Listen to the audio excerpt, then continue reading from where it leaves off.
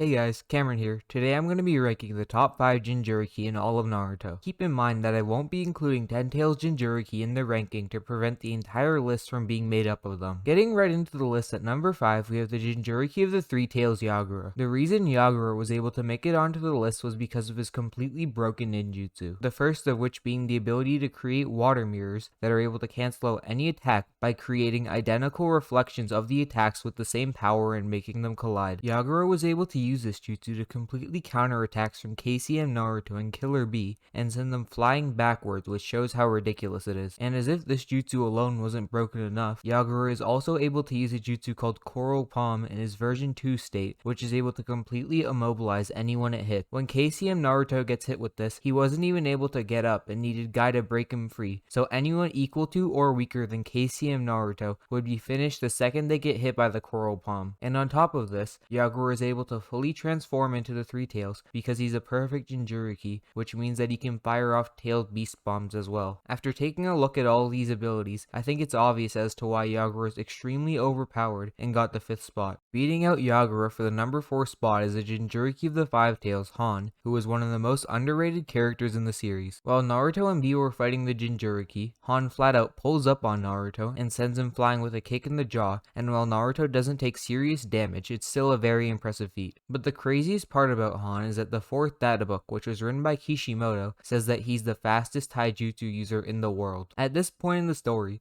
characters like KCM1 Naruto, the 4th Raikage, and even 7 Gates Guy existed, meaning that Han's taijutsu is faster than all of them. And not only is Han extremely fast and strong in his base form, he's also ridiculously strong when he fully transforms, which is shown when he manages to pierce the 8 tails and launch it backwards. All these feats are more than enough to put Han over Yagura and give him the 4th spot pretty handily. Despite Han being ridiculously fast, Killer B still ranks over him for the 3rd spot. While Han being the fastest shinobi in the world at this point of the series is impressive, we see B react to the other top speedsters in the world like KCM1 Naruto and the 4th Raikage on numerous occasions, so saying that he wouldn't be able to react to Han at all is pretty ridiculous. And while Han is able to somewhat damage the 8 tails while fully transformed, the 8 tails is still pretty much fine after getting hit. Then when you take the fact that the 8 tails should have significantly more firepower than the 5 tails into account, due to the fact that the more tails a Biju has, the more chakra it has, which you see Kurama mention, it definitively places B above Han and gives him the 3rd spot. Coming ahead of B at number 2 is Edo Minato. In his Edo Tensei form, Minato possesses the yin half of Kurama and has full mastery over KCM2, which means that he can manifest the Kurama avatar, and while we haven't seen him do it, he should be able to make Biju bombs as well. Having KCM2 should put Minato at least around the same level as Naruto when he first unlocked it, since both halves of Kurama have the same amount of chakra. KCM2 Naruto is able to cancel out a combined Biju bomb from 5-tailed beasts, meaning that Minato should bare minimum have the firepower of 5-tailed beasts as well. And keep in mind that this is most likely a downplay, since Minato's base power is much stronger than the Naruto from this point in the series, and he was already able to throw hands with Killer B and the 4th Raikage, who are both Biju level on their own before obtaining Kurama. So with all this in mind, I think it's evident as to why Minato won the 2nd slot over Killer B by a landslide, and is by far the most powerful Jinchūriki to appear on this list by far. Finally,